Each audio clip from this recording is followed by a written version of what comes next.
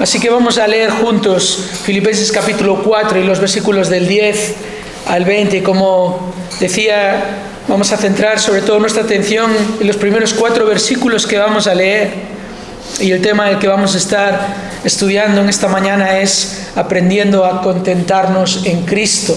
Aprendiendo a contentarnos en Cristo, contentos en Cristo.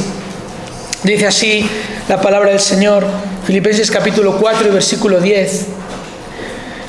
Me alegré grandemente en el Señor de que ya al fin habéis reavivado vuestro cuidado para conmigo. En verdad, antes os preocupabais, pero os faltaba la oportunidad. No que hable porque tenga escasez, pues he aprendido a contentarme cualquiera que sea mi situación. Sé vivir en pobreza y sé vivir en prosperidad. En todo y por todo he aprendido el secreto tanto de estar saciado como de tener hambre, de tener abundancia como de sufrir necesidad. Todo lo puedo en Cristo que me fortalece. Sin embargo, habéis hecho bien en compartir conmigo en mi aflicción. Y vosotros mismos también sabéis, filipenses, que al comienzo de la predicación del Evangelio, después que partí de Macedonia, ninguna iglesia compartió conmigo en cuestión de dar y recibir, sino vosotros solos. Porque aún a Tesalónica enviasteis dádivas más de una vez para mis necesidades.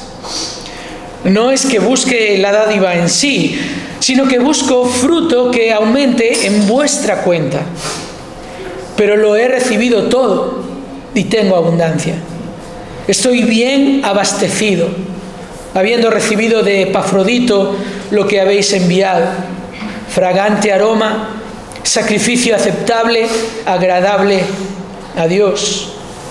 Y mi Dios proveerá a todas vuestras necesidades conforme a sus riquezas en gloria en Cristo Jesús. A nuestro Dios y Padre sea la gloria por los siglos de los siglos. Amén. Este versículo 13 entre los que hemos leído es sin duda uno de los versículos más conocidos y mencionados de la Biblia. Y también uno de los más tergiversados. Un versículo utilizado como un eslogan, como la frase ideal para los adornos cristianos.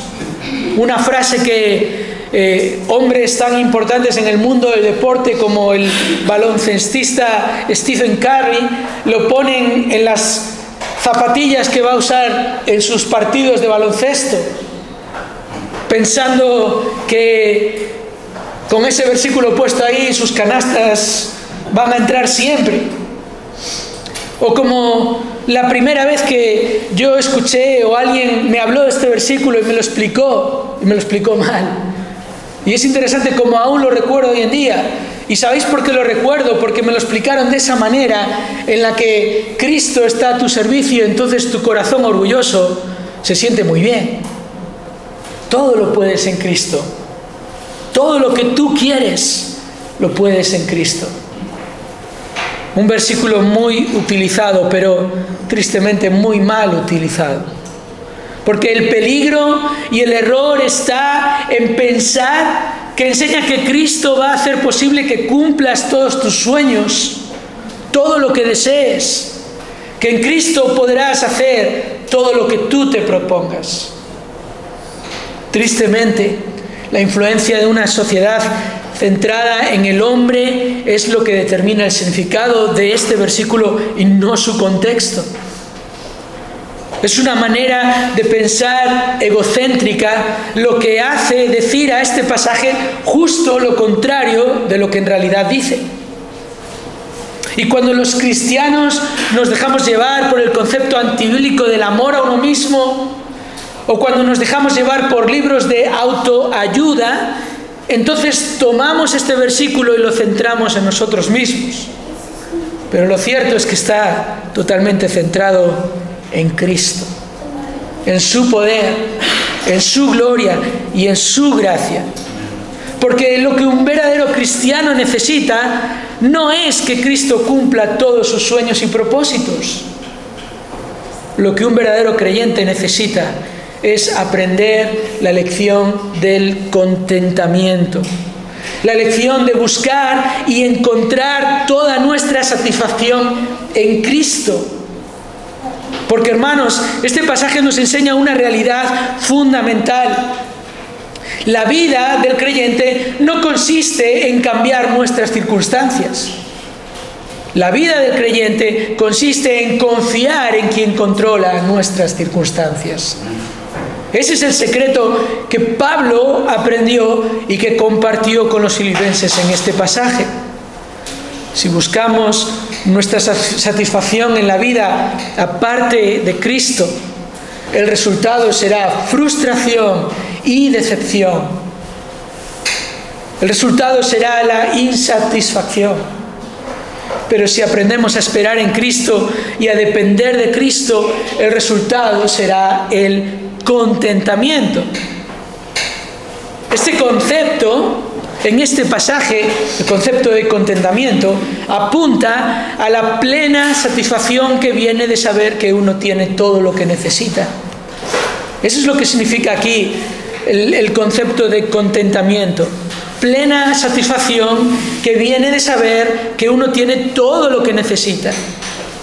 Podemos decirlo de esta manera: el placer y la paz de tener nuestras verdaderas necesidades cubiertas. El alivio y la tranquilidad de tener lo suficiente. Dicho en palabras del evangelista del siglo XX, Oswald Chambers, él dijo: todas nuestras dificultades, pruebas y preocupaciones acerca del mañana se desvanecen cuando lo miramos a Él. El contentamiento no es conformismo, no es la actitud de resignarse ante lo que nos está pasando. El contentamiento es el resultado de considerar a Cristo, de mirar a aquel que prometió estar con sus discípulos hasta el fin. Y Pablo, aún desde su propia experiencia, explica cómo aprendió a contentarse. Precisamente en un momento en el que Dios le está mostrando su cuidado fiel a través de la generosidad y el amor fraternal de los filipenses. Ya lo hemos visto, el versículo 18, Pablo dice: lo he recibido todo. No está hablando aquí en términos abstractos o hablando así como refiriéndose a algo espiritual. No, he recibido todo lo que mandasteis, específicamente. He recibido todo y tengo abundancia. Estoy bien abastecido, habiendo recibido de Epafrodito lo que habéis enviado. Este es el contexto en el que Pablo está hablando. Pablo está sufriendo, Pablo está en la cárcel, está en prisión, y Pablo ha escrito esta carta en parte para darle gracias a los filipenses por su generosidad y para decirles: estoy abastecido. Pero no solo eso, para recordarles: hermanos, yo he aprendido esta lección, la lección del contentamiento. Así que por medio de este gran pasaje de las Escrituras vamos a observar 3 claves para contentarnos en cualquier circunstancia. 3 claves para contentarnos en cualquier circunstancia. 3 claves para aprender el secreto del contentamiento en la vida del creyente. Eso que realmente está ahí y que Pablo aprendió y que cada uno de nosotros debemos aprender. Entonces, ¿cuál es la primera clave? La primera clave la encontramos en el versículo 10 y es esta: descansa en la providencia de Dios. Descansa en la providencia de Dios. Como digo, este pasaje nos está mostrando una de las razones por las que Pablo escribió esta carta. Al final de esta carta les está diciendo: gracias, he recibido una ofrenda generosa de parte vuestra y estoy agradecido. Lo he recibido de parte de Epafrodito. En el capítulo 2, versículo 25, Pablo de hecho le está diciendo que envía de vuelta a Epafrodito, y es el que había llevado esta ofrenda a Pablo, y ahora va de vuelta porque se había puesto enfermo. Y dice en el versículo 16: él os añoraba a todos vosotros y estaba angustiado porque habíais oído de que se había enfermado. pues en verdad estuvo enfermo a punto de morir, pero Dios tuvo misericordia de él, y no solo de él, sino también de mí, para que yo no tuviera tristeza sobre tristeza. Así que lo he enviado con mayor solicitud, para que al verlo de nuevo regocijéis y yo esté más tranquilo en cuanto a vosotros. Recibidlo pues en el Señor con todo gozo y tened en alta estima a los que son como Él, porque estuvo al borde de la muerte por la obra de Cristo, arriesgando su vida para completar lo que faltaba en vuestro servicio hacia mí. Así que Pablo había recibido esta ofrenda y escribió la carta en parte para agradecer esta muestra práctica de amor, pero reconociendo que esta ayuda había llegado cuando el Señor lo había determinado. Pablo apunta en este versículo 10, y lo vamos a ver, a la providencia de Dios. Pablo enfatiza que los filipenses, queriendo ayudar a Pablo, lo hicieron cuando tuvieron oportunidad. Dice el versículo 10, me alegré grandemente en el Señor de que ya al fin habéis reavivado vuestro cuidado para conmigo. ¿Qué quiere decir esto? ¿Que los filipenses se habían olvidado de Pablo y Pablo estaba orando a ver si se acuerdan de mí? No, Pablo dice, en verdad, antes os preocupabais. Y es muy interesante que en el original la palabra cuidado, vuestro cuidado, es la misma que luego el verbo os preocupabais. ¿Qué está diciendo Pablo? Vosotros estabais claramente interesados y estabais comprometidos con mi cuidado, pero no estabais pudiendo transmitir esa preocupación de una manera práctica. Pero os faltaba la oportunidad, dice Pablo al final del versículo 10. Y ya hemos leído que en los próximos versículos Pablo va a hablar más acerca de la actitud loable de los filipenses, pero lo cierto es que para el apóstol la ayuda llegó cuando Dios lo dispuso. Porque si observamos el contexto de la carta a los filipenses, nos damos cuenta que Pablo llevaba bastante tiempo pasando necesidad. Y luego vamos a ver cómo Pablo dice que él ha aprendido tanto a estar saciado como a tener hambre, tanto a tener abundancia como sufrir necesidad. ¿Os dais cuenta de que todo esto Pablo lo está viendo en la dimensión del plan soberano de Dios? Y Dios en su providencia actúa cuando Él quiere y como Él quiere. Si vamos al capítulo 1, fijaos, versículo 12. Creo que quizás sabéis esto, pero Pablo escribe esta carta desde prisión.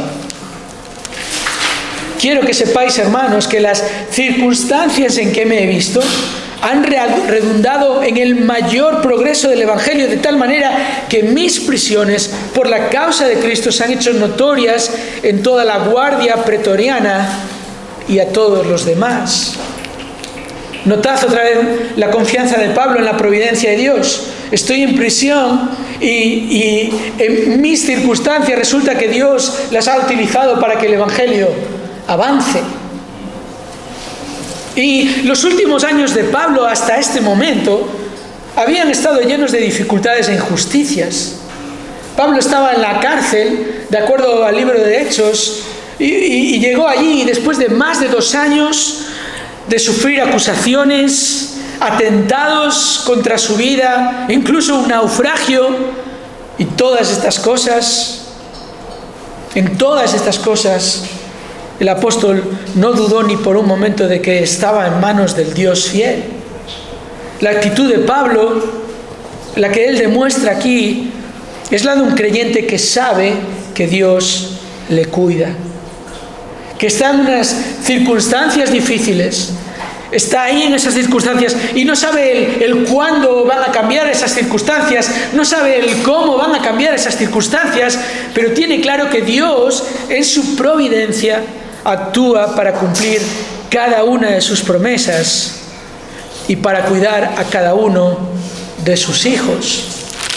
Por eso ahí mismo en el capítulo 1, versículo 19, él está en prisión, pero él sabe que las oraciones y el Espíritu de Jesucristo le están apuntando a que el resultado va a ser su liberación de la cárcel.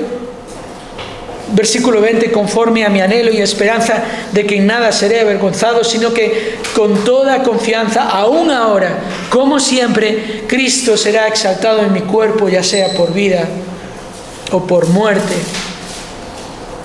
Esto es lo que Pablo nos está mostrando aquí, que él está descansando en la providencia de Dios en medio de sus circunstancias difíciles. Es lo que vemos en otros ejemplos en la palabra de Dios. Pensaba, por ejemplo, en el profeta Elías, en 1 de Reyes capítulo 17. Elías es enviado para traer un juicio de parte de Dios para la nación de Israel por su desobediencia, por su idolatría, y van a venir 3 años de sequía. Pero esa sequía también le afecta a Elías.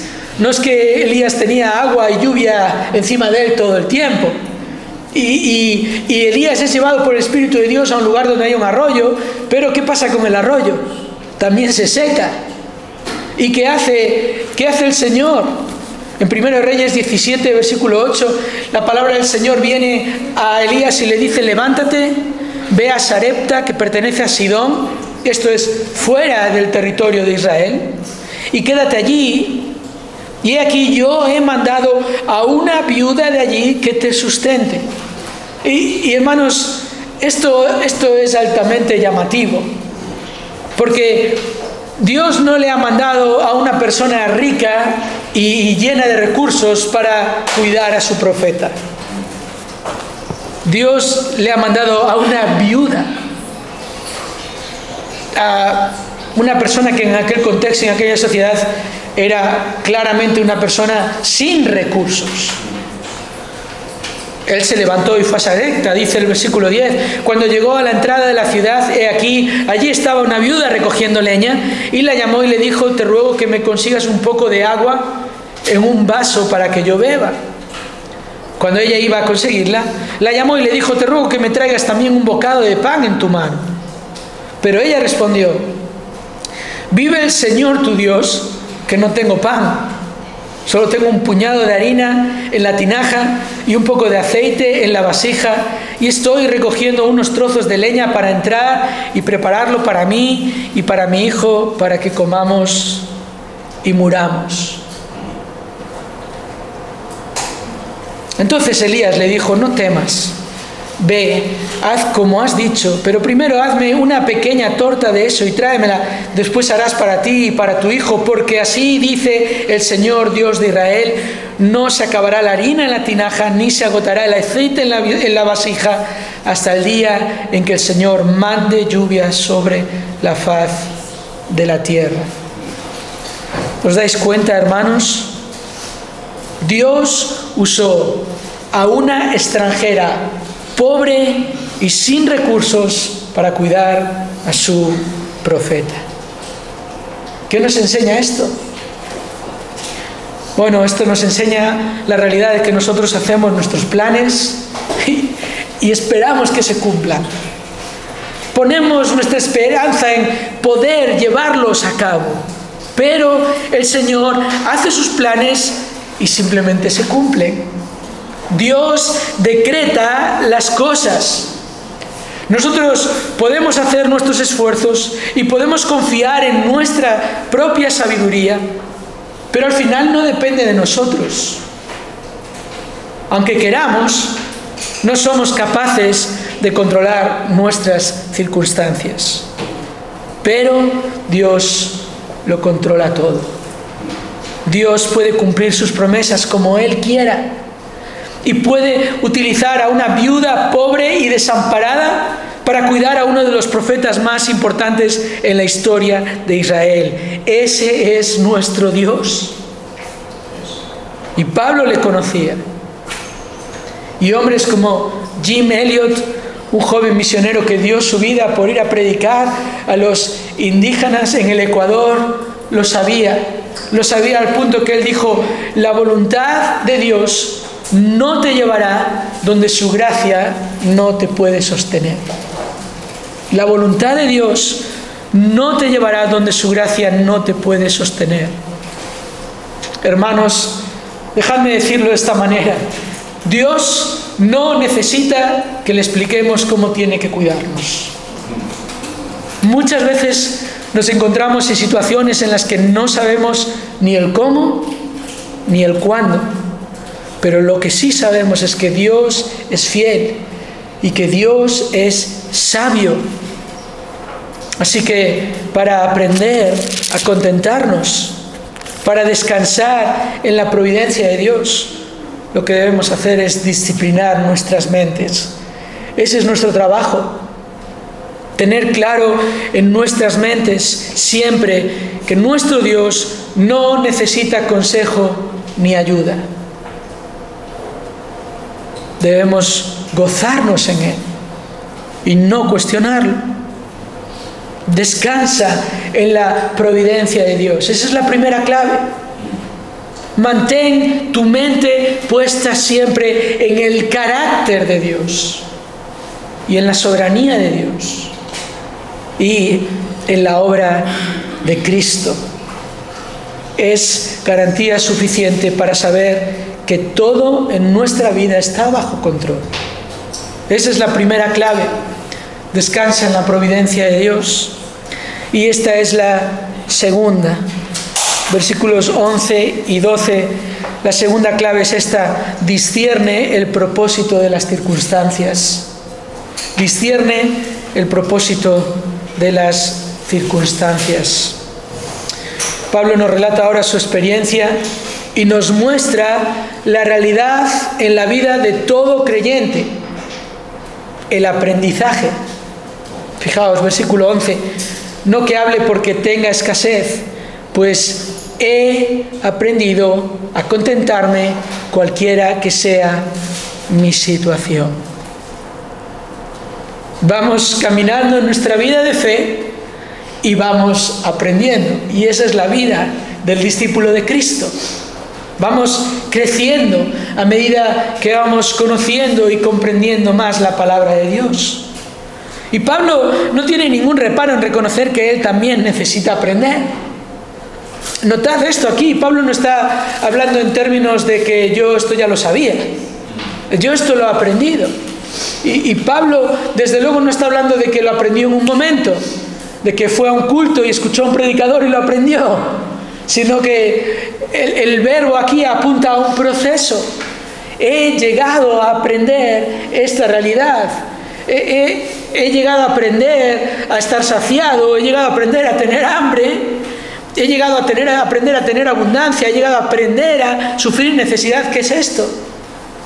Que en todas estas circunstancias él ha aprendido a descansar en la providencia de Dios, a confiar en Cristo.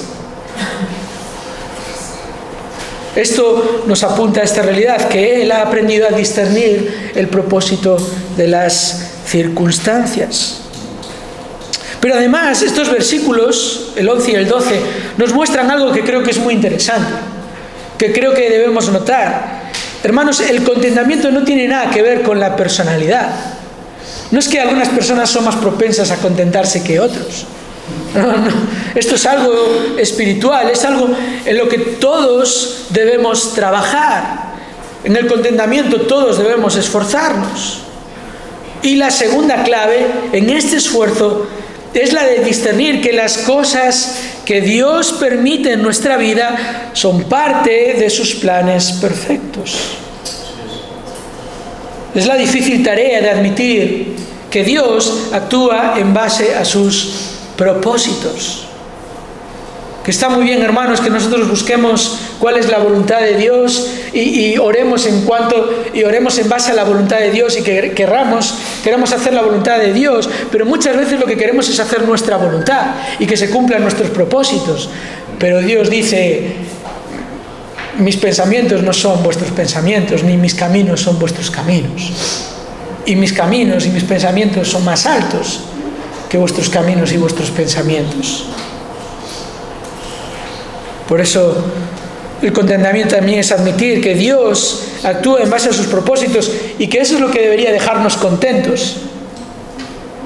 Aunque a veces esto conlleve para nosotros sufrimiento y aflicción. Esto es la difícil realidad de comprender que para los que aman a Dios, todas las cosas ayudan a bien. Esto es, para los que son llamados conforme a su propósito. Me encanta esta frase del profesor y teólogo canadiense Donald Carson en cuanto a esta realidad de contentarnos en nuestras circunstancias. Fijaos lo que él dice: algunas veces, en lugar de cambiar nuestras circunstancias, Dios escoge bendecirnos y hacernos personas de integridad en medio de circunstancias abominables. Esto lo vemos otra vez pensando en grandes ejemplos en la Escritura, en el testimonio de Job al final del libro de Job. Después de ser corregido por Dios por su actitud en medio de circunstancias abominables, y vaya si fueron abominables las circunstancias de Job, ¿verdad? Este hombre que Dios mismo describe como justo, lo pierde todo. Y perdiéndolo todo, incluso pierde también su salud. Y sufriendo tanto, este hombre aún tiene que luego soportar a torpes consejeros. Pero este es un hombre que al final de todo esto tiene que confesar que conocía a Dios de oídas. De oídas. Job respondió al Señor y dijo, esto es capítulo 42, versículos del 1 al 6, yo sé que tú puedes hacer todas las cosas y que ningún propósito tuyo puede ser estorbado. Por cierto, notad, este yo sé nos apunta otra vez a Pablo diciendo también sé, ¿verdad? Sé porque he aprendido. Job ha aprendido. Job ha aprendido a través de circunstancias abominables. ¿Y qué es lo que ha aprendido? Tú puedes hacer todas las cosas. Ningún propósito tuyo puede ser estorbado. ¿Quién es este que oculta el consejo sin entendimiento? Por tanto, he declarado lo que no comprendía, cosas demasiado maravillosas para mí que yo no sabía. Escucha ahora y hablaré, te preguntaré y tú me instruirás. He sabido de ti solo de oídas, pero ahora mis ojos te ven. Y mi pregunta es, hermanos, ¿podría haber dicho Job, mis ojos ahora te ven, sin aquellas circunstancias por las que tuvo que pasar? Y ese es el punto. En nuestras circunstancias difíciles comprendemos nuestra necesidad de Dios y le conocemos mejor.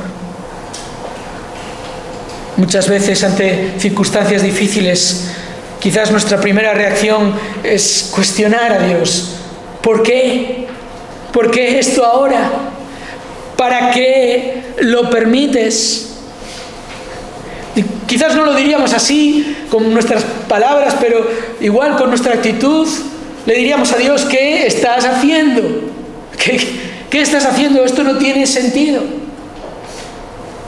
Estábamos orando y clamando a ti y estábamos buscando honrarte y glorificarte por medio de plantar una iglesia en Santiago, y van pasando los meses y no conseguimos un local y no parece que venga gente nueva.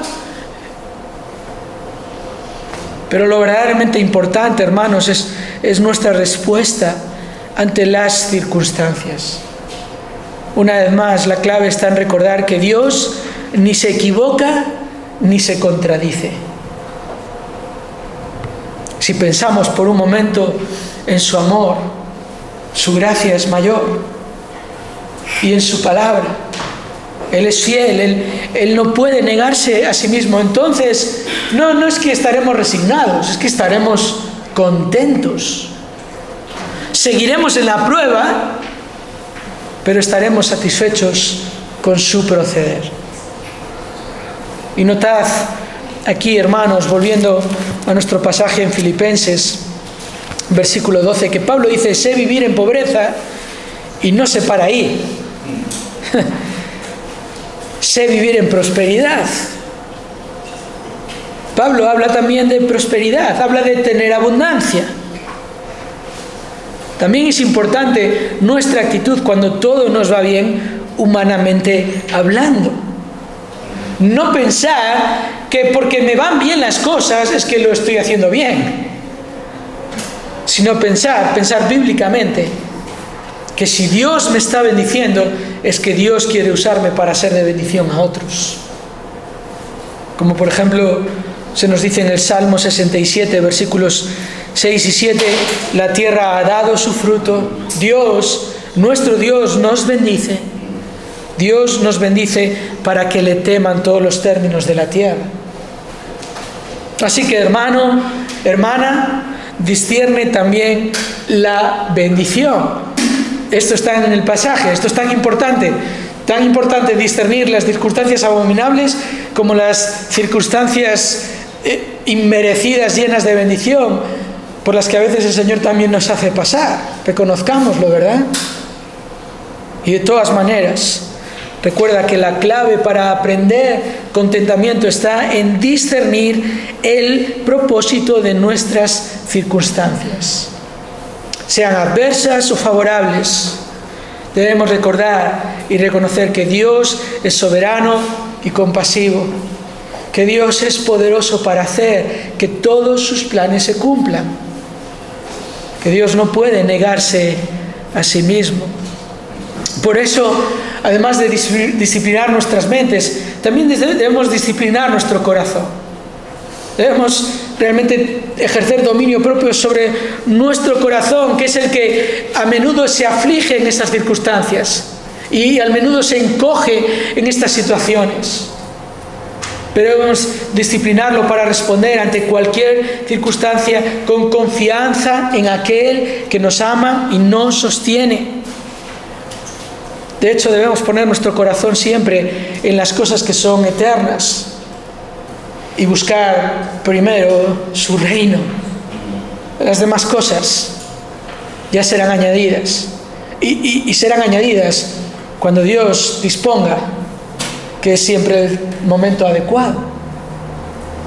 Así es como estaremos preparados para afrontar lo que venga.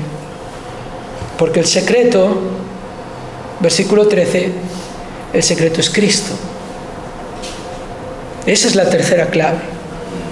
Primera clave es descansar en la providencia de Dios. Y la segunda es discernir nuestras circunstancias, el propósito de nuestras circunstancias, a la luz de la Escritura, como ha hecho Pablo. Pero la tercera, y la que realmente depende de todo esto, es el poder de Cristo. Esa es la tercera clave. Depende del poder de Cristo. Pablo dice, en este contexto, aquí no podemos hacer un cortar lo que está antes y lo que está después, como tristemente decía al principio, tantos creyentes hacen hoy en día para ponerlo en la tarjetita y para que lo veas cada mañana al levantarte o al lado de la cama al acostarte. Esta no es una declaración de autosuficiencia, no es un todo lo puedo. Esta no es una declaración de autoconfianza. Si repito continuamente y si me digo a mí mismo que todo lo puedo en Cristo, entonces voy a poder hacer todo lo que quiero, todo lo que me proponga. Hermanos, esta es una declaración de dependencia. El verdadero secreto del contentamiento no es que Cristo va a hacer lo que tú quieres que Él haga por ti, sino que Él va a hacer lo que necesitas que haga por ti. El énfasis no está en todo lo puedo yo. El énfasis está en Cristo es el que me fortalece. Esa es la interpretación correcta de este versículo. Sea cual sea mi situación, Cristo es suficiente. Es el testimonio de Pablo, es el testimonio de las Escrituras. Cristo es suficiente, su palabra es suficiente, su ejemplo es suficiente, su poder es suficiente, su sacrificio fue suficiente, su intercesión continua es suficiente. No tengo a Cristo para cambiar mis circunstancias. Tengo a Cristo para vivir satisfecho y contento en cualquiera de mis circunstancias. De hecho, quiero llevaros por un momento una vez más al versículo 12, porque esta frase en todo y por todo se puede traducir como en cada circunstancia y en toda circunstancia he aprendido este secreto, que en Cristo todo lo puedo. Que Cristo no está ahí para cumplir mis deseos, que yo tengo a Cristo para cumplir su voluntad. Sea cual sea el problema, o la prueba, o el dolor, o la enfermedad, o la injusticia, todo lo puedo en aquel que me fortalece. Venga lo que venga. La promesa de este versículo es que estoy capacitado para afrontarlo. Estoy capacitado para afrontarlo. Venga lo que venga, estoy cubierto, estoy contento, tengo todo lo necesario en su gracia y en su poder. Cuando unos años atrás Pablo escribía su segunda carta a los Corintios, él da testimonio de ese aprendizaje. Y él en el capítulo 12 cuenta cómo está sufriendo una prueba que él describe como un aguijón en la carne, y él hace lo que todo cristiano haría, lo que realmente debemos hacer, ¿no? Orar al Señor, buscar que el Señor nos ayude y rogar que el Señor lo quite, es lo que Pablo pidió. Pero lo interesante es la respuesta del Señor, es este aprendizaje del contentamiento. Él me ha dicho: te basta mi gracia, mi poder se perfecciona en la debilidad. Y entonces aquí está la respuesta del apóstol, aquí está su aprendizaje, aprendiendo a contentarse en Cristo. Él dice: muy gustosamente me gloriaré más bien en mis debilidades, para que el poder de Cristo more en mí. Por eso me complazco en las debilidades, en insultos, en privaciones, en persecuciones y en angustias por amor a Cristo. Y no, Pablo no es masoca, y Pablo no está hablando aquí sin sentido. Pablo está aprendiendo a contentarse en Cristo, porque dice: cuando soy débil, entonces soy fuerte. Cuando soy débil, entonces soy fuerte. En el castellano eso puede no tener sentido sin el contexto, ¿verdad? Porque débil y fuerte son conceptos contrarios. Pero no es una cuestión de que yo a veces soy fuerte, porque la Biblia me recuerda que yo siempre soy débil. Pero en Cristo estoy capacitado para afrontar toda situación. Y hay algo muy interesante que ocurre cuando uno lee esta carta a los filipenses, y es que se da cuenta de que Pablo ha estado exponiendo constantemente su absoluta dependencia de Cristo a lo largo de toda la carta. Así que rápidamente vamos a observar 9 pruebas del poder de Cristo. Estos no son 9 subpuntos, por cierto, en mi tercer punto. Solo vamos a leer los pasajes, pero para que nos demos cuenta, hermanos, de cómo es la realidad de que en Cristo estamos capacitados para afrontar todo lo que venga. ¿Por qué? Porque capítulo 1, versículo 6, Cristo provee una salvación completa. Pablo dice: estoy convencido precisamente de esto, que el que comenzó en vosotros la buena obra la perfeccionará hasta el día de Cristo Jesús. Luego en versículos del 9 al 11, Cristo provee un discernimiento apropiado. Esto pido en oración, que vuestro amor abunde aún más y más en conocimiento verdadero y en todo discernimiento, a fin de que escojáis lo mejor, para que seáis puros e irreprensibles para el día de Cristo, llenos del fruto de justicia que es por medio de Jesucristo, para la gloria y alabanza de Dios. Una salvación completa, un discernimiento apropiado, una confianza sólida. En el versículo 14, la mayoría de los hermanos, confiando en el Señor por causa de mis prisiones, tienen mucho más valor para hablar la palabra de Dios sin temor. Confianza sólida. Versículo 21, Cristo provee una esperanza sublime. Y es así como Pablo llega a decir: para mí el vivir es Cristo y el morir es ganancia. Cristo provee también un ejemplo inmejorable, y cuando Pablo tiene que enseñar a los filipenses a que sean humildes, a que no hagan nada por egoísmo, sino que con actitud humilde cada uno de vosotros considere al otro más importante que a sí mismo, Pablo pone el ejemplo de Cristo. Versículo 5 del capítulo 2, haya pues en vosotros esta actitud que hubo también en Cristo Jesús. Luego, los versículos 16 y 17, Cristo provee una satisfacción profunda. Pablo aquí habla en términos de su propia satisfacción al servir en la predicación de la palabra para el provecho de los filipenses. Y Pablo dice allí, sosteniendo firmemente la palabra de vida, a fin de que yo tenga motivo para gloriarme en el día de Cristo, ya que no habré corrido en vano, ni habré trabajado en vano, porque aunque yo sea derramado como libación sobre el sacrificio y servicio de vuestra fe, me regocijo y comparto mi gozo con todos vosotros. Más aún en el capítulo 3, versículo 7, Cristo provee una motivación adecuada. Pablo dice, todo lo que para mí era ganancia lo he estimado como pérdida por amor de Cristo, y aún más, yo estimo como pérdida todas las cosas en vista del incomparable valor de conocer a Cristo Jesús. Es tremendo cómo cambia nuestra perspectiva y cómo nuestra motivación es otra cuando nuestra prioridad es Cristo, cuando estamos dependiendo de Cristo. Aún en el capítulo 3, versículos 20 y 21, Cristo provee, o podríamos decir proveerá, pero esto es una realidad ya de todo creyente, una transformación gloriosa. Dice el versículo 20, nuestra ciudadanía está en los cielos, de donde también ansiosamente esperamos a un Salvador, el Señor Jesucristo, el cual transformará el cuerpo de nuestro estado de humillación en conformidad al cuerpo de su gloria, por el ejercicio del poder que tiene aún para sujetar todas las cosas a sí mismo. Y luego Cristo provee una paz extraordinaria.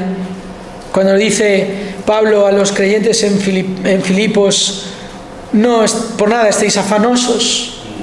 Capítulo 4, versículo 6, antes bien, en todo, mediante oración y súplica, con acción de gracias, sean dadas a conocer vuestras peticiones delante de Dios, y la paz de Dios, que sobrepasa todo entendimiento, guardará vuestros corazones y vuestras mentes en Cristo Jesús.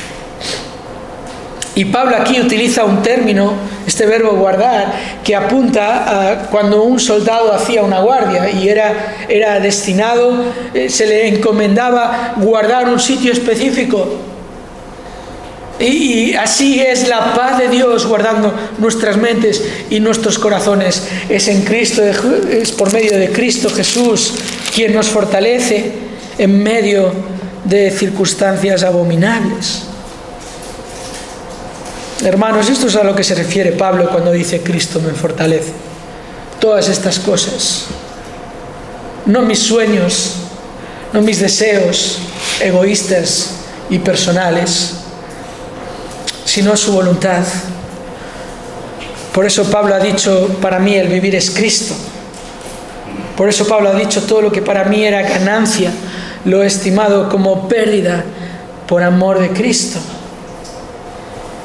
La pregunta es, ¿decimos nosotros lo mismo cuando estamos en medio de circunstancias abominables? ¿Pensamos nosotros lo mismo cuando pasamos por la prueba? Porque las circunstancias difíciles revelan de una manera particular cuál es nuestra manera de pensar acerca de Cristo. Así lo dijo el teólogo americano del siglo XIX, Benjamin Warfield. Nada revela el carácter de una persona de un modo más preciso, poderoso, inequívoco e inevitable como lo que involucra la simple pregunta: ¿qué piensas acerca de Cristo? Nuestro conocimiento de Cristo y nuestra confianza en Cristo determinan nuestro contentamiento en Cristo, determinan nuestra dependencia de Cristo. Cristo, que es el que le dijo a sus discípulos palabras que aún siguen vigentes hoy en día. Si alguno quiere venir en pos de mí, niéguese a sí mismo. La vida cristiana no consiste en añadir a Cristo a mi vida, consiste en darle mi vida a Cristo. No consiste en cambiar mis circunstancias, sino en confiar en aquel que controla mis circunstancias. La vida cristiana no consiste en decirle a Cristo que haga lo que yo quiero, sino en que haga lo que Él quiera. Y la pregunta pertinente ante este famoso versículo y ante la realidad del contentamiento del creyente sigue siendo: ¿qué piensas acerca de Cristo? Porque no hay nadie como Él. No hay nada como su poder. La Biblia nos describe como inútiles, como débiles, y eso no nos gusta, pero es la verdad. En nuestra soberbia y rebeldía no vivimos para adorar a Dios, no reconocemos su santidad y su soberanía. Nos hemos apartado cada cual por su camino. Y el resultado de nuestra búsqueda de independencia de Dios es una condenación justa y eterna que nos espera. Es la paga del pecado. Pero Dios ha demostrado su gracia y su amor para con nosotros en que, siendo aún pecadores, Cristo murió por nosotros. Cuando éramos débiles a su tiempo, Cristo murió por los pecadores. Y en Él tenemos perdón y vida eterna. En Él tenemos todo lo que necesitamos. Y Él sabe mejor que nosotros lo que necesitamos.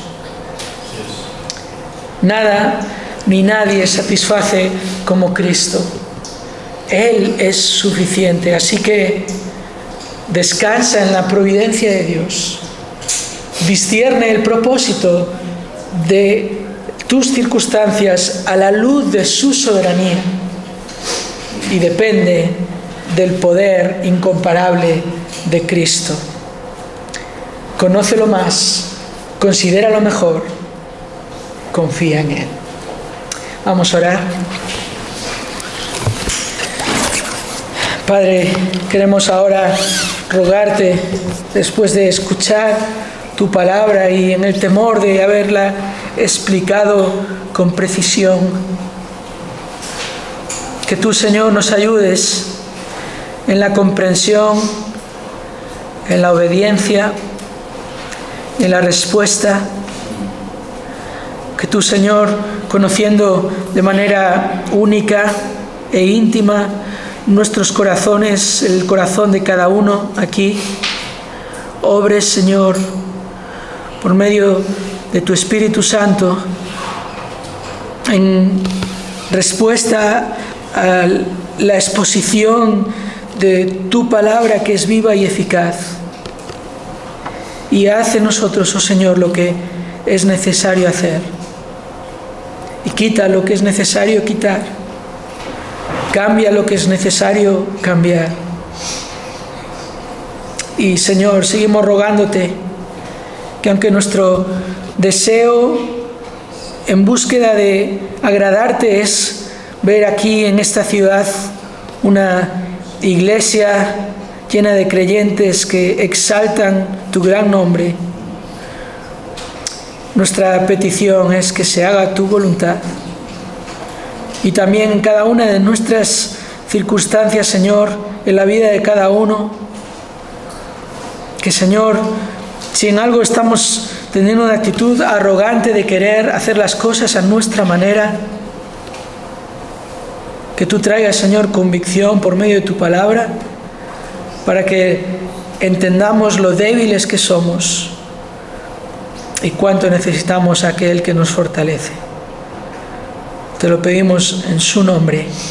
Amén.